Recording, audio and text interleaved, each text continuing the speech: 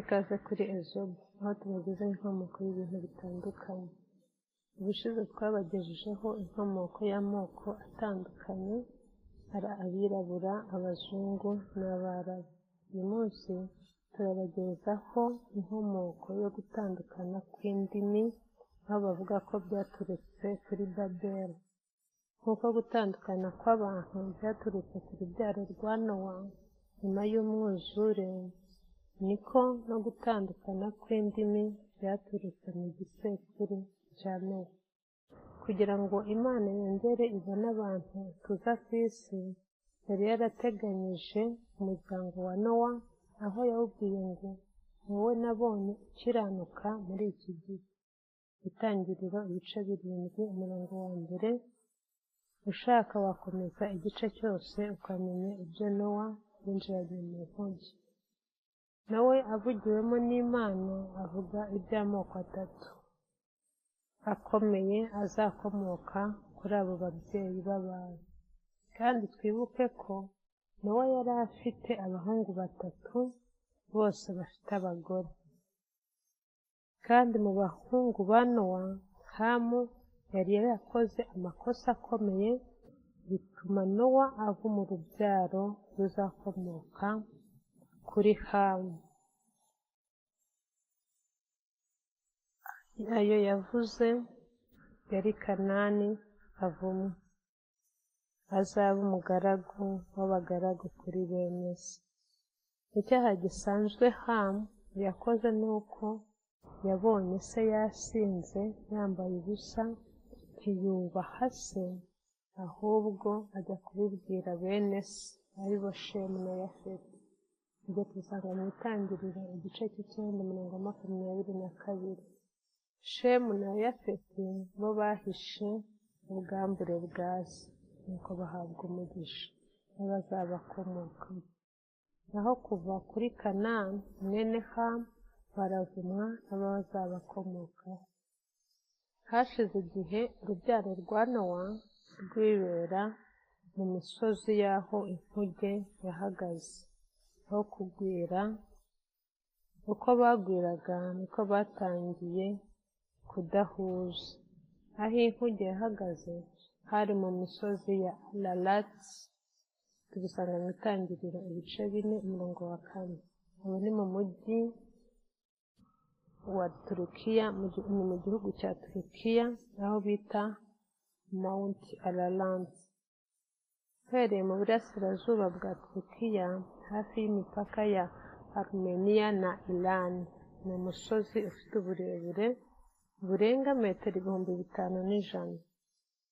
Uko kugwira k'urubyaro rwa Nowa baje kudahuza, bicamo ibice kubwo kuteshuka ku Mana.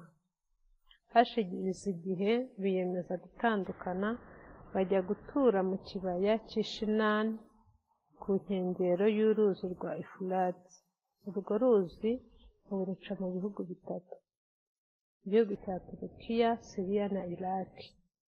Niho rwinjirira rugahura n'uruzi rwa Tigre, bigakora uruzi rwa Shati al-Arab rujya mu nyanja ya Perisi.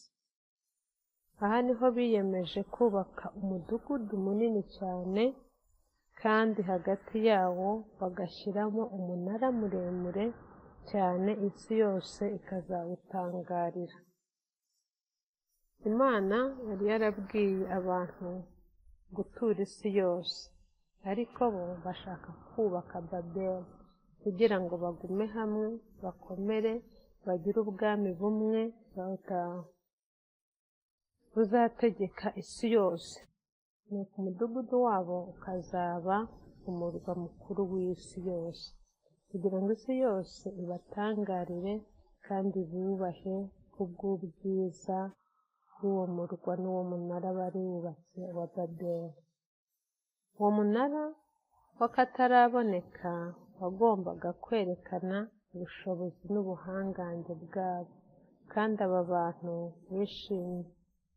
b'Ishinani ntibizeraga Imana ko itazongera kurimbura isi n'umwuzure.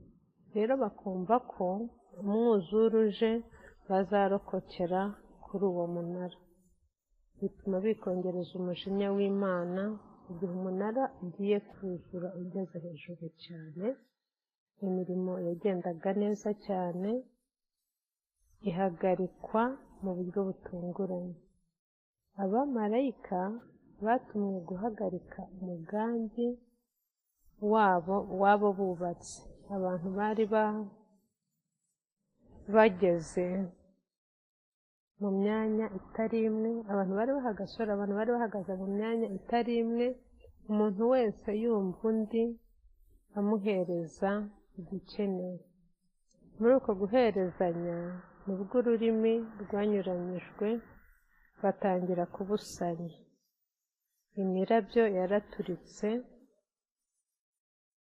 iturutse mu ijuru yerekana ko ari Imana itabyishimiye, maze isenya igice cyo hejuru kigwa hasi. Bitangira ubwo baratatana, kuko Imana yari yamaze kubatatanya indimi. Umugambi w'Imana ugerwaho bakwira isi yose. Isomo twakura ku munara wa Babeli: gutandukana kw'indimi si impanuka, ahubwo ni igikorwa gifite intego. Uburyo bwo gukosora abantu no kuyobora abantu ngo bareke kwishyira hejuru. Kwishyira hamwe kw'abantu ntikwaruta ubushobozi bw'Imana.